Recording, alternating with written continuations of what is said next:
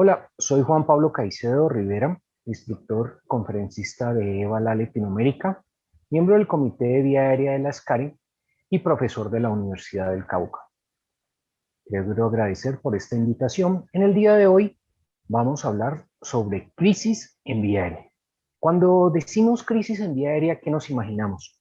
La mayoría de nosotros lo primero que se imagina es la vía aérea no anticipada.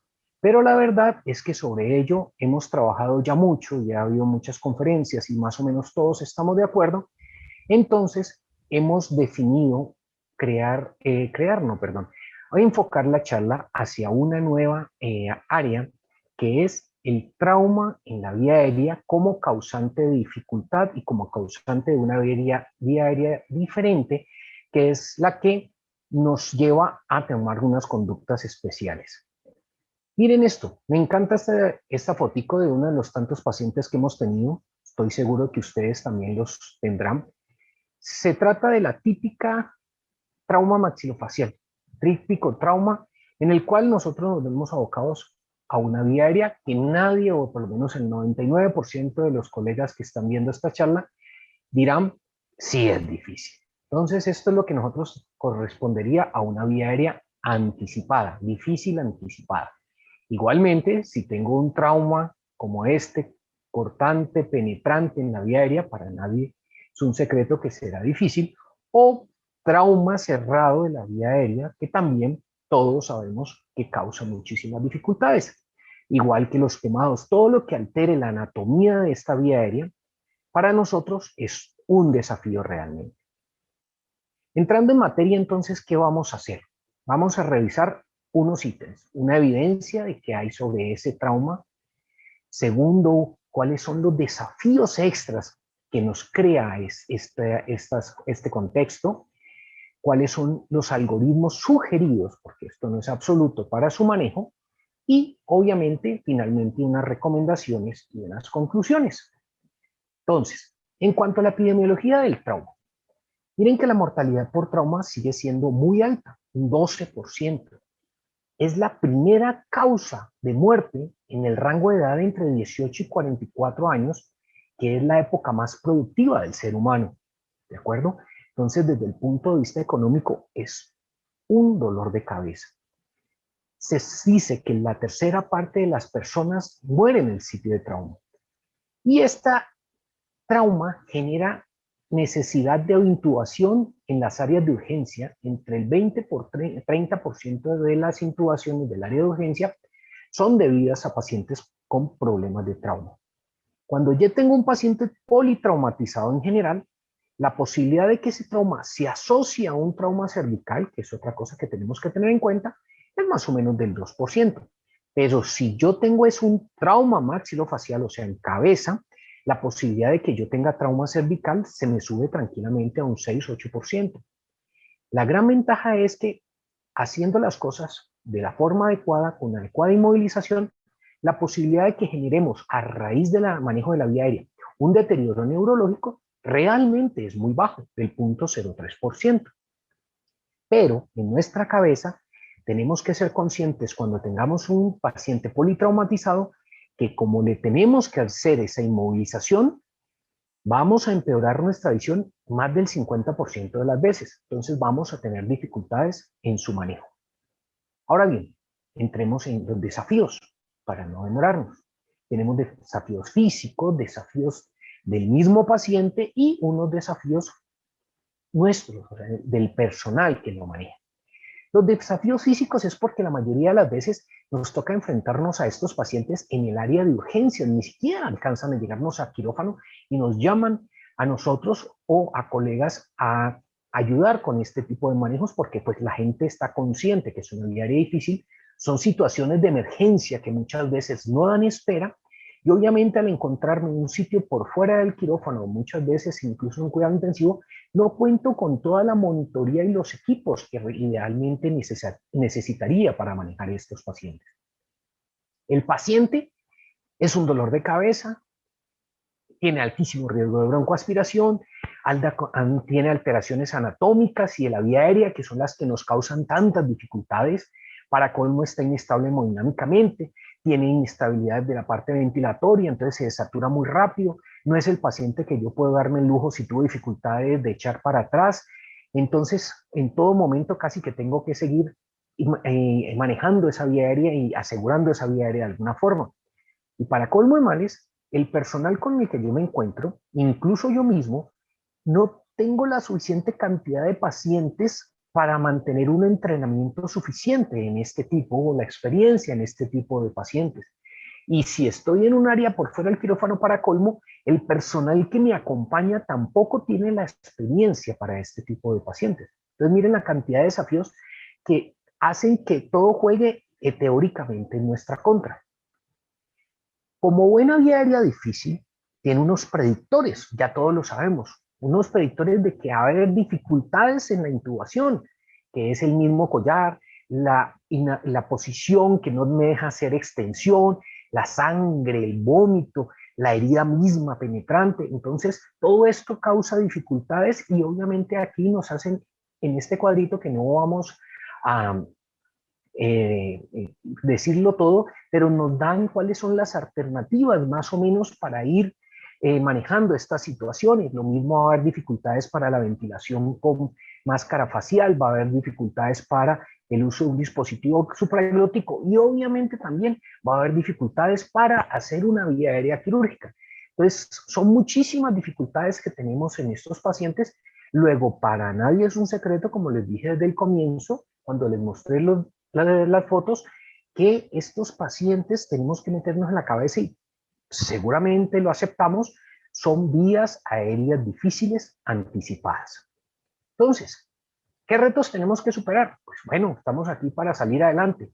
El sangrado, tenemos que tratar de manejar el sangrado, ese compromiso multisistémico, ventilatorio y hemodinámico, las fracturas y deformidades que nos enfrentamos y hacen que la día a día sea más difícil. El paciente generalmente no es colaborador, tiene muchísimas causas, el mismo trauma craneoencefálico y su deterioro neurológico, la misma hipoxia, el sentirse ahogado en sus secreciones y en su propia sangre. Entonces, no es un paciente que uno fácilmente pueda poner a colaborar. Para colmo, no tenemos asegurado un ayuno, luego lo debemos considerar un estómago lleno y, como les dije al comienzo, puede haber inestabilidad cervical y tenemos que manejarlo como tal. Entrando en materia entonces, ¿qué vamos a hacer? Optimizar la hemodinamia. Evitar, saber que la hipotensión se encuentra entre el 23 y el 46% de las veces. Hacer el índice de shock, que si está por encima del 0,8 nos está diciendo que ese paciente rápidamente se nos va a deteriorar o es muy lábil a los medicamentos que pongamos.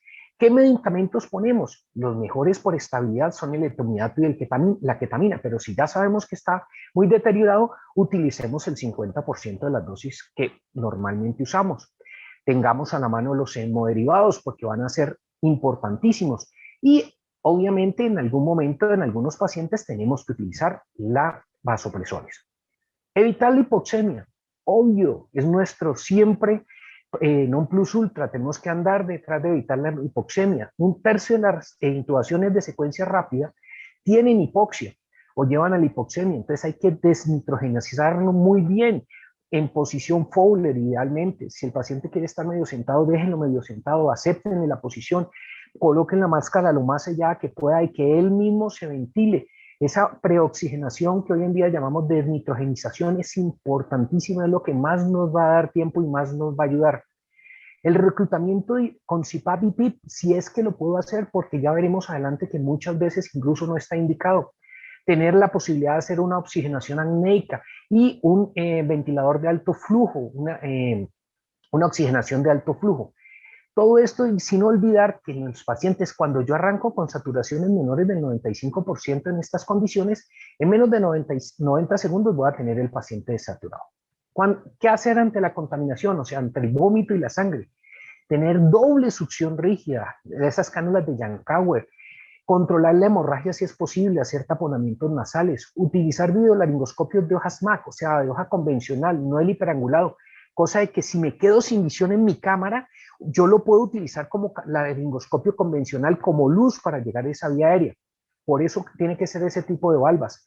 Tener un tubo o un aspirador metido en el esófago, si la cosa se pone que está regurgitando, pongan un tubo para que evacúe hacia el exterior y sobre él pongan un aspirador o metan directamente una cánula de Yankauer en ese esófago. Y obviamente no va a ser presión positiva porque voy a aumentar la cantidad de aire en ese estómago y favorecer la regurgitación. Muchos están en columna inestable, entonces, ¿qué hacer? Entonces, si tengo el paciente en mal estado, no voy a reponer a esperar por imágenes. Tengo que prepararme para tener una mala visualización, ya lo dije, en el 50% de los casos, y tengo que hacer una inmovilización manual en línea, que ya veremos cómo se hace, utilizando nuestro dispositivo de confianza. No se pongan a improvisar, lo que mejor sepan utilizar desde que hagan una buena inmovilización es lo ideal. Si tienen un videolaringoscopio, preferiblemente hiperangulado, fantástico. Si saben utilizar muy bien el fibro, fantástico. ¿Qué es la inmovilización manual en línea? La estabilización. Es esto, es la figura B. Tener la cabeza un segundo ayudante en forma quieta, pero no sobre la mandíbula para poder que pueda abrir la boca. Es importante. Tengo que también clasificar qué tan urgente es esa vía aérea. Si la tengo que manejar en forma inmediata porque el paciente se me está muriendo, que es cuando tengo una obstrucción aguda o está en apnea directamente, si es urgente y me da un poco de tiempo, o alcanzo a preparar cosas, alcanzo a hacer radiografías, alcanzo a llevar gente. Ahora entremos en materia. Ante un trauma maxilofacial como este, que fue nuestro ejemplo, entonces hay esta sugerencia de algoritmo. Primero, cuando yo vea esto, pida ayuda, pida equipos, pida todo lo que pueda. Rápidamente, ¿está inestable o está estable? Si está inestable, desafortunadamente, es el escenario de no tengo tiempo, tengo que entrar en una inducción de secuencia rápida inmediato, pero con una condición que se llama doble setup. Hago un intento de que intubar, no pude, inmediatamente busco hacer una vía aérea quirúrgica porque si no, no voy a poder manejar este paciente. Si está estable y tengo algo de tiempo, tengo que ver, ¿paciente me colabora o no me colabora? Si no me colabora, trato de hacerlo colaborador. ¿Cómo hago eso? Poniendo idealmente dosis de ketamina. Los gringos hablan de 1 a 1.5 miligramos, yo recomiendo más de 0.5 a 1 miligramo para volverlo cooperativo. Si me vuelvo cooperativo, entonces puedo considerar hacerle una intubación despierto. Es una vía aérea difícil, anticipada, intubación despierto o al menos ventilando espontáneamente. Eso lo tenemos que tener metido en la cabeza. O incluso en algunas situaciones, por ejemplo, ese paciente que acabamos de ver, es una buena alternativa hacer una traqueostomía con anestesia local de primera entrada, como primer manejo. Si el paciente está sin necesidad de medicamentos, cooperativo y aguanta, como decimos nosotros, podemos pensar en tomarle imágenes, podemos pensar en llevarlo al quirófano más lentamente, donde tengo más cosas para trabajar. Pero todo depende en qué circunstancia tengo mi paciente. Bueno, este mismo algoritmo prácticamente sirve también para el paciente quemado. Pero otra cosa es el paciente con trauma laringio. Cuando yo tengo un trauma laringio penetrante, como es este caballero, que como dicen vulgarmente lo han degollado, entonces tengo que tener una serie de condiciones especiales, precauciones especiales, como cuáles. Miren aquí en rojo, por favor, siempre tengo que evitar la presión positiva, porque cuando tengo presión positiva lo que hago es fugar por el sitio donde tengo el hueco, llamémoslo así. No utilizar ni el buggy ni la intubación a ciegas, porque lo puedo mandar para cualquier sitio, puedo hacer falsas rutas. Entonces, nada a ciegas. Entonces, y obviamente llamar por ayuda. Pero entonces volvemos al cuento. ¿Está inestable o está estable? Si está inestable, lo mismo. Arranco una inducción de secuencia rápida, previa preoxigenación, lo rescato lo más que puedo la oxigenación, incluso puedo poner oxígeno también por el sitio donde está soplando para tratar de mejorar al máximo su condición. Y doble setup. ¿Qué es eso? Hago una intubación con un videolaringoscopio y después de que paso las cuerdas vocales, de ahí en adelante llevo el tubo con un fibro hasta el sitio donde ya pasé el área donde está el trauma, donde está la ruptura de la tráquea, la ruptura del bronquio. Tengo que llegar hasta después de, ¿ok? Siempre es esto, en este escenario del trauma laringio con ruptura de la vía aérea, es importantísimo todo hacerlo bajo visión directa o todo hacerlo en forma controlada, porque si no puedo crear un neumotórax, porque si no puedo crear una falsa ruta, porque si no puedo crear complicaciones mayores. Siempre el paciente ventilando espontáneamente, no presión positiva. El paciente debe estar, así sea sedado, pero ventilando, y la mejor sedación es la más leve. Lo mismo, volvemos al otro escenario. El paciente está estable y me da algo de tiempo, tengo ese escenario. Si está cooperativo, entonces lo mismo, puedo hacer imágenes, que hoy en día las imágenes ayudan tremendamente. La tomografía en tercera dimensión nos dibuja perfectamente la vía aérea y dice exactamente qué pasó con esa vía aérea. Entonces nos ayuda mucho si tengo el tiempo. Si no, entonces, perdón, en ese caso yo, teniendo el tiempo, teniendo imágenes, hago las cosas más controladas y hago una intubación despierta con el mismo endoscopio de intubación flexible, que es como lo llamamos hoy en día, o hago una traqueostomía abierta, pero también supervisando que el balón de la traqueostomía me quede por debajo del sitio donde está la lesión. Si no es cooperativo, volvemos al cuento. Le propongo dosis bajas de ketamina para tratar de que se vuelva cooperativo y tengo exactamente lo mismo, intubación despierto con el endoscopio de intubación flexible o una traqueostomía despierto, ventilando espontáneamente todo el tiempo. Ahora, si tengo un trauma cerrado, lo mismo, es el mismo algoritmo, pero con mucho cuidado, porque es que cuando tengo trauma abierto, incluso yo puedo rescatar la vía aérea metiéndole un tubo por el sitio donde está soplando. Acá no. Entonces, el trauma cerrado es incluso a veces más complicado. No sabes la magnitud del trauma y no estás viendo dónde está el trauma. Entonces, acuérdense los síntomas clásicos, el enfisema en el 87% de los causas, el neumotórax en el 17 a 70%, es variable. Todos están disnéicos y taquisnéicos, ahogados, tosiendo sangre. Entonces, cuando veas que hay aire, que hay enfisema, que hay algo que te está diciendo está afogando aire, pues eso obviamente es patognomónico. ¿Cómo lo manejo? Lo que les dije arriba, es casi prácticamente el mismo algoritmo. Se descompensa muy rápido y es catastrófica la descompensación, entonces intubar despierto con el endoscopio de intubación flexible, viendo en todo momento, no dar presión positiva, sino todo el tiempo ventilación espontánea. Si tengo, por falta de colaboración en el tiempo, que hacer una inducción de secuencia rápida, solo el doble setup, paso rápidamente a hacer una vía aérea quirúrgica. Y la intubación siempre viendo. Técnicas avanzadas es, por ejemplo, la combinación del fibro con el laringoscopio convencional o con el videolaringoscopio. Siempre hago énfasis en esto muy rápidamente. Gran parte de las dificultades, los factores humanos. Eso me aumenta 4.5 veces las causas de problemas. Desafortunadamente, en sitios donde manejamos pacientes críticos, ya sea urgencia, cuidado intensivo, quirófano, solo el 50% de la gente se preocupa por formarse, solo el 50% tiene al menos un videolaringoscopio o equipos alternativos a un laringoscopio convencional. Muchos, el 77%, ni siquiera tiene protocolos, no se autoevalúan. Entonces, ¿eso termina en qué? Malas decisiones y no pedimos nunca ayuda. Recomendaciones para finalizar. Siempre lo digo, evaluar y clasificar. Tengo que saber a qué me estoy enfrentando, tengo que saber cuál es mi algoritmo, cómo lo voy a hacer. Si no lo recuerdo, tengo que tener ayudas cognitivas. Siempre, siempre en vía aérea la prioridad será oxigenación. No tanto la intubación, que es el gol estándar, pero tengo que tener por encima de cualquier cosa, el paciente es oxigenado. Por ello tengo que siempre buscar capacitarme a mí y a todo mi personal. De nada sirve que yo sea el chacho cuando el resto de las personas que necesito que me ayuden no lo están. Tengo que tener algoritmos claros, saber cómo son planes de manejo, plan A y plan B, que siempre hemos dicho en vía aérea difícil. Tengo que tener un carro de vía aérea que se refiere a la mayor cantidad de elementos y dispositivos y monitoría para el control de esa vía aérea. Y obviamente, como les decía, un trabajo en equipo que es vital. Solo no podemos, hay que pedir ayuda.